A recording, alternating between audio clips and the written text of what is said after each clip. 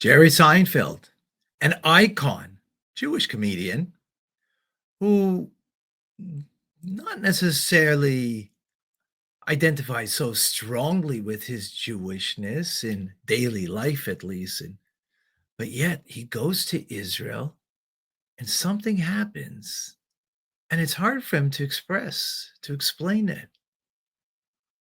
On the flip side, I'll give a little thought and maybe an explanation of what he's going through. It's fascinating. Listen in.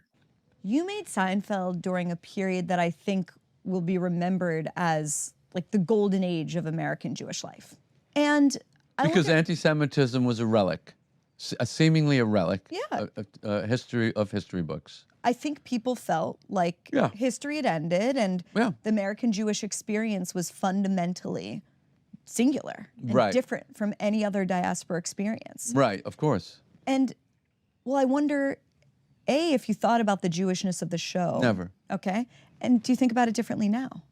Now that that period's over? Yeah, well, or ended. When I first time I went to Israel after I had finished the show, and I saw the way they reacted to me, and I realized this is not just normal interaction of celebrity-public interface. This is different. How?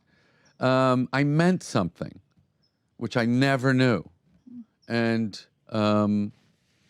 it gave me a wonderful feeling like, oh, I didn't realize what I was doing had another value that I didn't know about. And I, of course, loved it.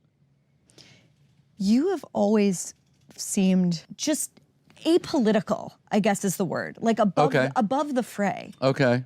And, you know, that everything feels politicized right now. Yeah. And so you yourself have become politicized in a way. Little bit, yeah. Do you feel that? I do. You comfortable with it?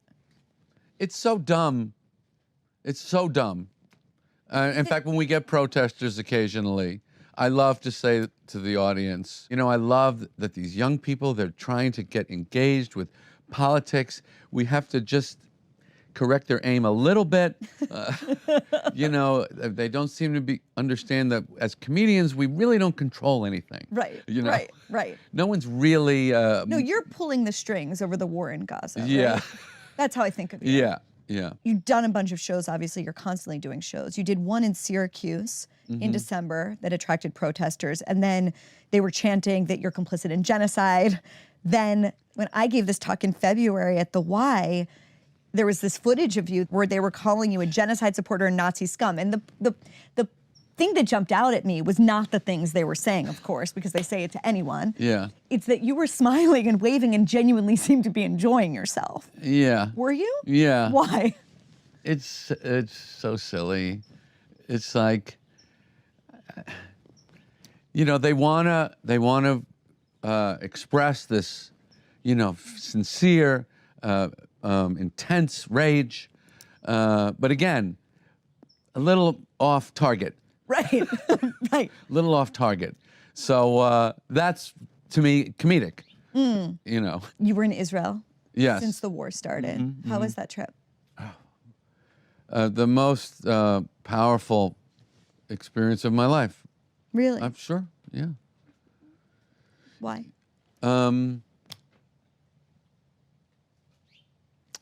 You know, you just...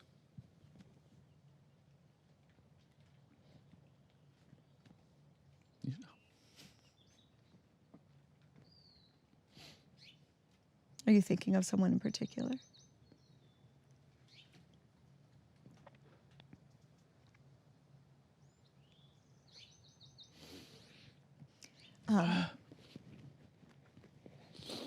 Sorry. One thing that I've been thinking about is how a huge part of the way you think about comedy is how the audience never lies. Right. But what happens if a lot of people are wrong? In other words, I don't think Jews do well in an age of mobs. And I feel that right now in our culture, it's really easy to form mobs. Yes, really easy. And what's the difference between the audience never lying. But when does the audience kind of tip into the mob? Do you see where I'm going with that? I do. There's something, Yeah. but I really have been wanting to ask you about, like, for someone that relies on the truth telling of the audience to tell you whether or not something is funny, what does that same principle apply to a mass of people? You see what I mean? Well, you can't act like we don't see this every day in many realms. Let's just talk politically, left and right. You're watching mobs. They're mobs. They're mobs believing their own crap, right? Yeah. That's what a political party is. We're going to make up a bunch of nonsense and we'll all agree to it, right? Right. Okay, let's print up some bumper stickers and get out there, kids. That's politics.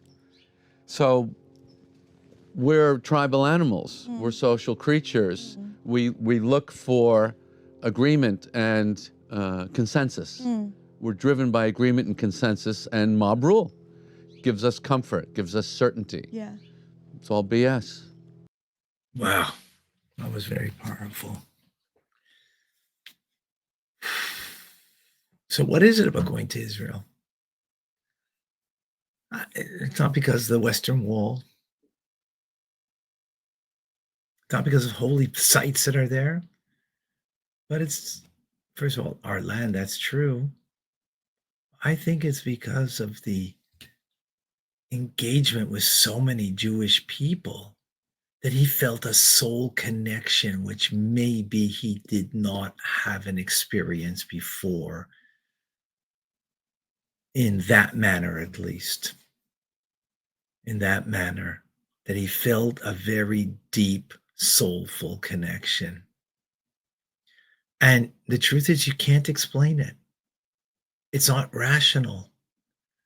The Jewish people, what makes me Jewish and what makes anybody Jewish is a Jewish soul, which is unique to humanity, because what makes somebody believe,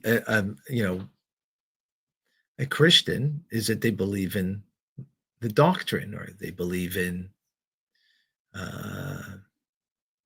JC. What makes someone Muslim is they believe in their doctrine. It's a belief system. What makes someone Jewish is not a belief system. It's because we have a Jewish soul. From that Jewish soul emerges the belief that we have, because it's part and parcel of who we are in our DNA and our very soul. And I suggest that he didn't have too many soulful Jewish experiences in the past, and he came to Israel and he really connected. Not so much with the land, but with the people in the land, yes, but with the people, which the truth is, you could have that in New York, which he didn't, seemingly, because that's his comfort zone. That's what he's used to. But there he comes and he sees the way all Jewish people gravitate to him as a fellow Jew, connect him as a fellow Jew, not just connect him as a comedian, but a Jewish comedian, soulfully. That's something unique about the Jewish people. You don't find it, again, elsewhere. That what defines us is not dogma, not ritual, not belief system, but soul. The dogma, if you will, or the value system, the beliefs stem from that soul that is a Jewish soul that has a uniqueness to it. What are your thoughts about that?